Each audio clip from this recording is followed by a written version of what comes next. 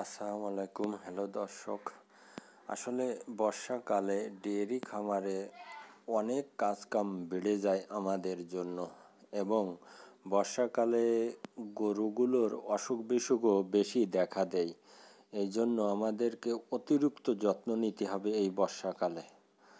আসলে এমন অবস্থা হয়ে দাঁড়িয়েছে এই বর্ষার সময়, গোবর ফেলানো, ঘাস কাটা, গরুদের খাবার দেওয়া, দুধ দহন করা, এত কাদা আর এত বর্ষা, মনের ভিতরে বিরক্ত লেগে যাচ্ছে। তারপরেও কিছু করার নেই আমাদেরকে, কারণ আমার রুজি রুটির ধান্দা হলো আমার এই খামারটা।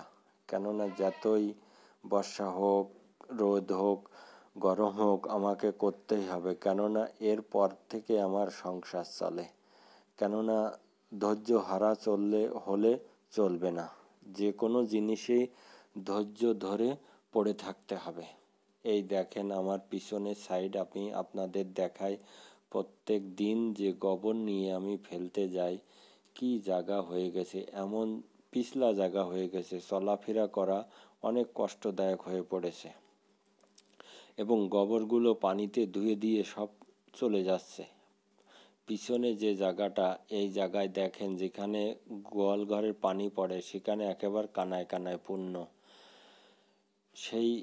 এই যে এত কষ্ট করে বিরক্ত হয়ে তারপরেও করতে হচ্ছে, কি করব, করার কিচ্ছু নেই। কেননা আমার সংসার চলে এই ডেয়ারি খামারের উপরই। এর দুধ বিক্রয় করে, বাছুর বিক্রয় করে, এইভাবে সংসার চালাতে হয়। আমি তো বললে আপনারা কেউ বিশ্বাসও করবেন না। সত্য যে কথাটা, সেটাই তুলে ধরছি আপনাদের সামনে। ওই সামনে দেখেন খড়ের গাদা, আমরা খড়ের গাদা বলে থাকি।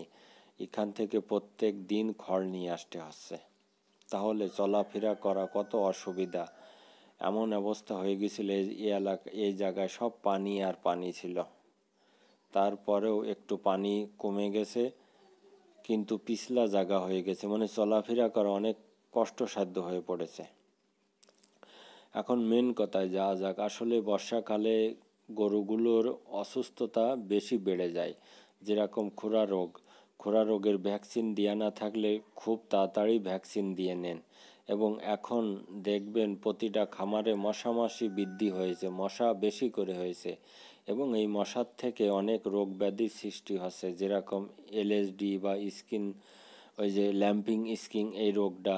তারপরে আপনার আরও কিছু আছে, সর্দি কাশি, বিভিন্ন ধরনের রোগ ব্যাধি এখন বেশি হচ্ছে এই বর্ষাকালে। সেই জন্য অবশ্যই চেষ্টা করবেন যে গরুগুলো যাতে আরামদায়কভাবে থাকতে পারে এবং সবসময় স্যাঁতস্যাঁতে না থাকে, যাতে শুকনো জায়গার ভিতরে ওরা শুতে পারে, থাকতে পারে। সেরকম একটা জায়গা তৈরি করুন। যদি তৈরি না করা হয়, স্যাঁতস্যাঁতে জায়গার পারে থাকে, তাহলে অস্বাস্থ্যকর জায়গায়, তাহলে আরও বেশি রোগ ব্যাধি দেখা দেবে। যেরকম যদি গোবরে পড়ে বা ওই স্যাঁতস্যাঁতে জায়গায় গাভী শুয়ে পড়ে, তাহলে উলান ফোলা রোগ দেখা দেবে। তাহলে উলান ফোলা রোগ হলে আমাদেরই সমস্যা, দুধ কম হবে, টাকা খরচ হবে, তারপরেও সেই দুধ আর ফিরে আসে না।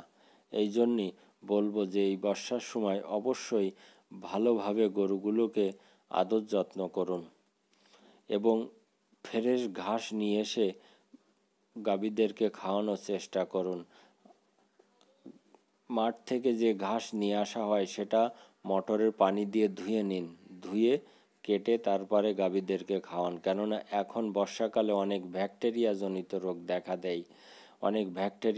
দেয়, এই জন্য অবশ্যই বলবো মাঠ থেকে যে ঘাস নিয়ে আসবেন, মোটরের পানি দিয়ে ধুয়ে তারপরে গাভীদেরকে খাওয়ানোর চেষ্টা করবেন।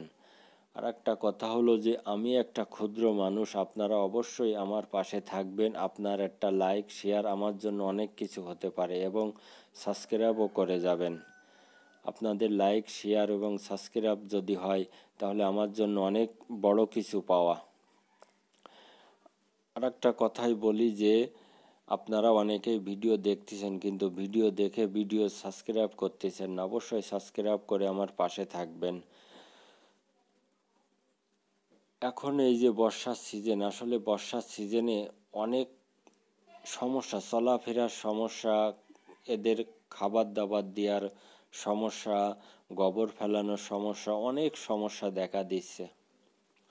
অনেক দিন সেদিনকে আমার একটা গরুর এই যে ল্যাম্পিং স্কিন রোগে আক্রান্ত হয়েছে, তার ট্রিটমেন্ট দেওয়া চলতেছে। এখন আলহামদুলিল্লাহ একটু একটু সুস্থর দিকে যাচ্ছে। এবং অবশ্যই এই বর্ষার সময় আপনার গরুকে অবশ্যই অতিরিক্ত যত্ন নেবেন। গরমে যেরকম যত্ন নিতেন তার চাইতে ডবল যত্ন নিতে হবে এই বর্ষাকালে।